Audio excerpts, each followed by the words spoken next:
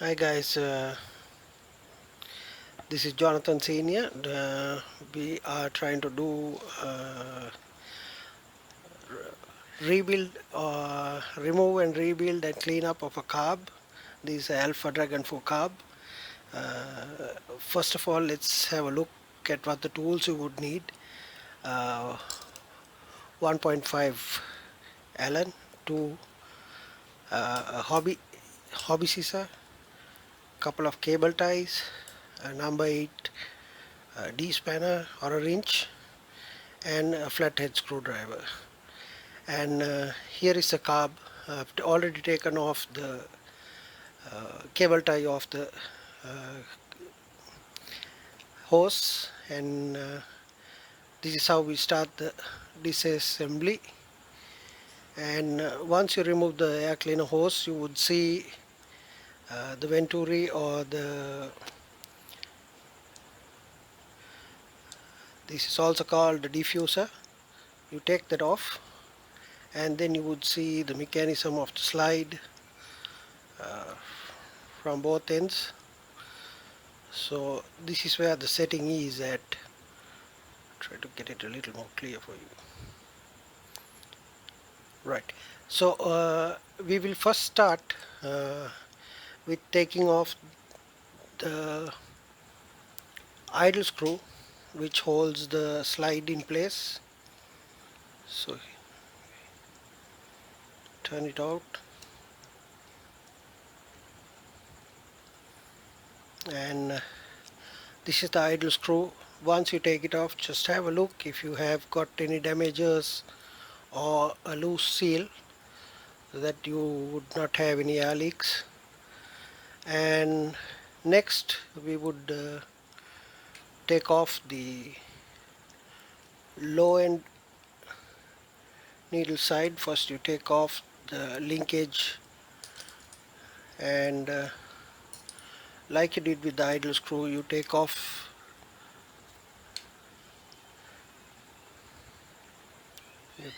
the low end,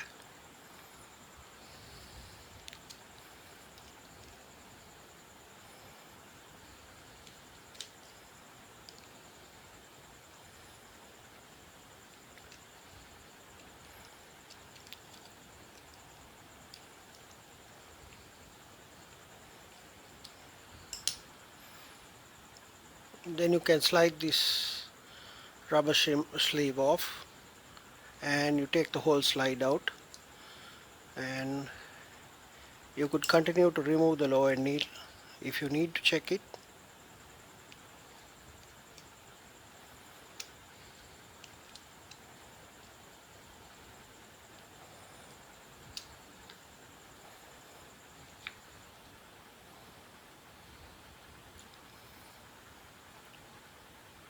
So this is your low end needle.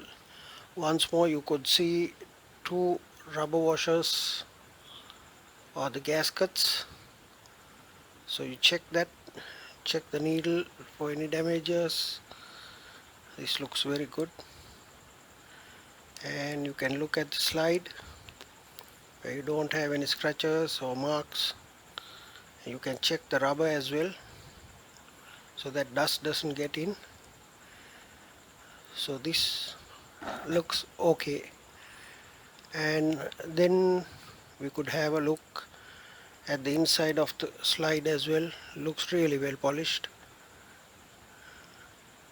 and the inlet port which fits onto the crankcase.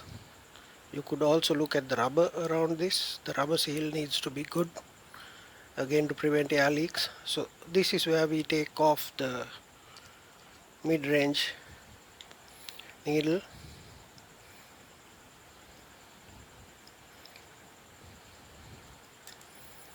So once more you have a look to see if everything is good. The two rubber O-rings look good, and here we see two crucial vents. This is where the fuel carries into the crankcase from your high-speed needle. So I will show you once we are assembling why this is very crucial. So here we go with the removal of the high-end needle mechanism and the body.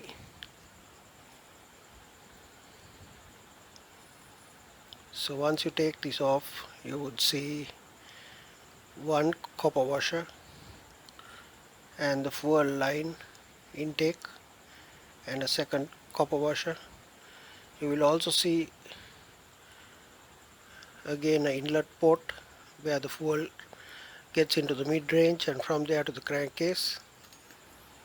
So this is your top end needle, which we are just taking out now.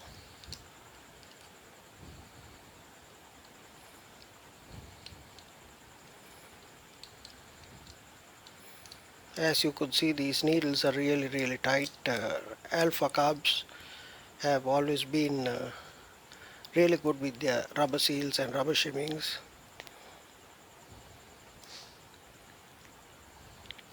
So there you go, this is your high speed needle, and as you can see, it's really in good shape, no damages, no clips. So now we start having a look if there is any cracks or any damages. There is nothing, and we start putting the mechanism back as we are satisfied with everything. So we first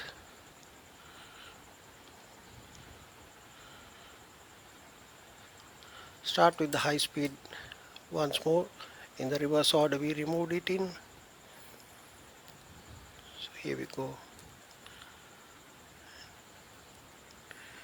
and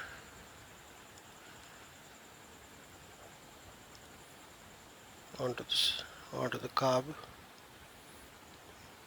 body, and just tighten it so that the fuel line doesn't move, there are no leaks, and you can go ahead and tighten the high speed needle to be flush with the top end of the guide. So here it is flush, and now we can start putting back the slide. As you can see, this is where the idle screw holds the slide in place, and this is where the idle screw moves the slide. So you align the slide slot with the idle screw, and you should be able to get it in place in one shot.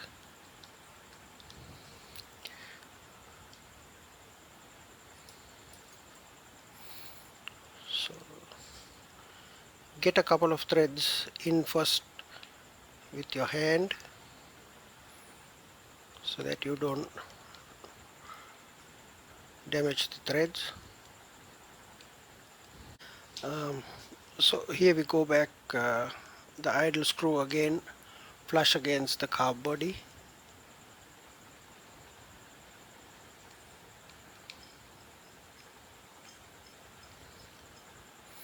So once that is in place, you just check your slide if it works smooth, shouldn't be getting stuck anywhere, and you slide the rubber back, and this is your low end needle.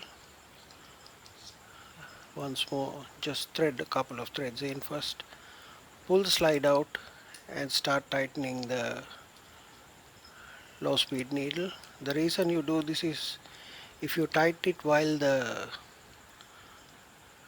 slide is closed, the needle would get pinched on the inside of the carb. So once you're done with that,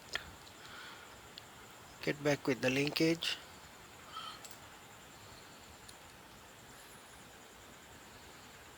As you can see, this linkage is modified for our purpose because we run a spring or a rubber through here, which acts as a fail-safe and also returns the slide faster. And finally, you go with your mid-range.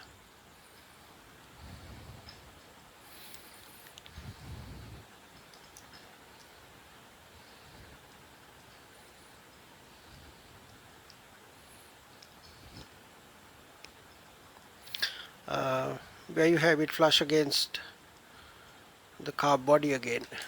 Here I am going to show you something which I said was crucial, where I should have done it before. But have a look. Let's have a look how we position the. This is mainly the inlet of the fuel lines. As you could see, it's perfectly aligned. This is done with a lot of practice though, so this is why most of the people say it shouldn't shouldn't mess with the. So if you see this, you could see the slide closing now. Actually, the inlet closing, and yeah, and now it's lined. You can see it's closing, and now it's lined. So this is why the mid-range is very important. So if the mid-range is not aligned properly, you would not have the correct amount of fuel going through to the carb, and you're going back with the high-end needle mechanism.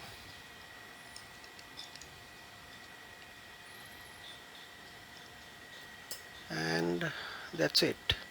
And if you look at it, you would see a 1.5 close to a 1 mil gap between the slide and the carb body. This is the ideal setting, startup setting for your nitro car. So I think this will help. We will talk about Venturis, what the Venturis do, and how to take off a carb, and a little more extra work with air filters and things you need to do basic to keep your engine running smooth. So once you do this, you get the cable tie around here, and that's it. So thank you. Hope you like the video, and let's see what else we can do. Ask us questions and we will help you through your nitro process. Thank you.